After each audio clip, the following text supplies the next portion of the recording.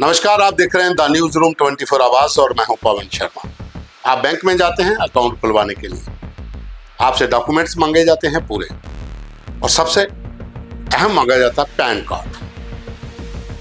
बिना pan card के आप बैंक में अकाउंट नहीं खुलवा सकते।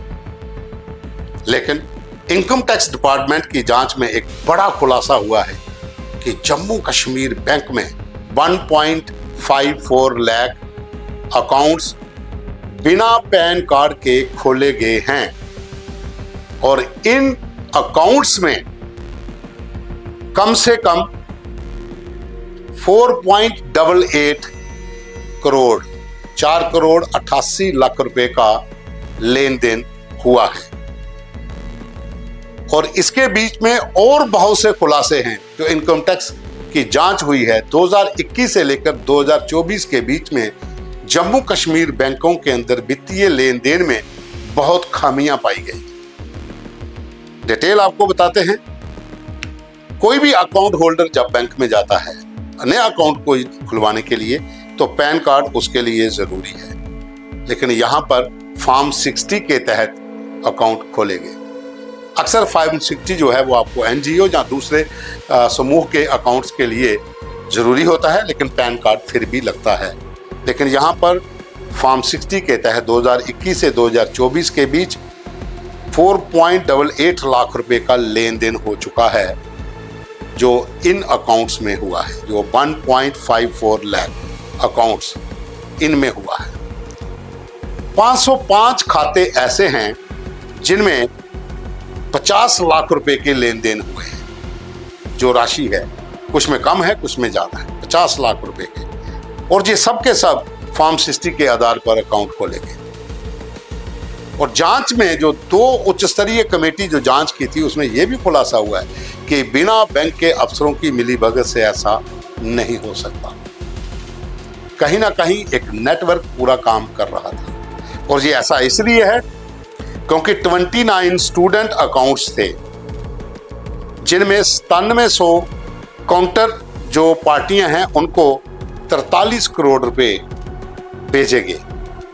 इन अकाउंट्स में पेट्रोल पंप वालों को 27 करोड़ रुपए का भुगतान हुआ है। ये स्टूडेंट अकाउंट्स की बात कर रहा हूं। ये डाटा अलग से है, लेकिन इसी जांच में ये भी पाया गया है। और साथ में आरबीआई की जो गाइडलाइंस हैं उनके तहत मनी लॉन्ड्रिंग, टैक्स चोरी, इसके भी संकेत मिल रहे हैं, क्योंकि गाइडलाइंस का उल्लंघन हुआ है बिना पैन कार्ड के अकाउंट्स खोलने का। तो ये संकेत हैं कि आरबीआई की गाइडलाइंस का उल्लंघन इसलिए किया गया है टैक्स चोरी जब मनी लॉन्ड्रिंग का काम हो। और इतनी बड़ी संख्या में अगर अकाउंट्स जम्मू कश्मीर बैंक के बिना पैन के खोले गए हैं 2021 से लेकर 2024 के बीच में, तो जांच बड़े स्तर के ऊपर इसकी होनी चाहिए। हालांकि जांच शुरू हो चुकी है और ये उसी जांच में खुलासे हो रहे हैं जो इनकम टैक्स डिपार्टमेंट ने जांच की थी। क्योंकि अधिकांश अकाउंट्स होल्डर जो हैं, जिनमें मैंने बताया कि 505 खाते ऐसे हैं जो फॉर्म 60 के आधार पर खोले गए और इनमें 50 लाख से ऊपर का लेन देन हुआ है।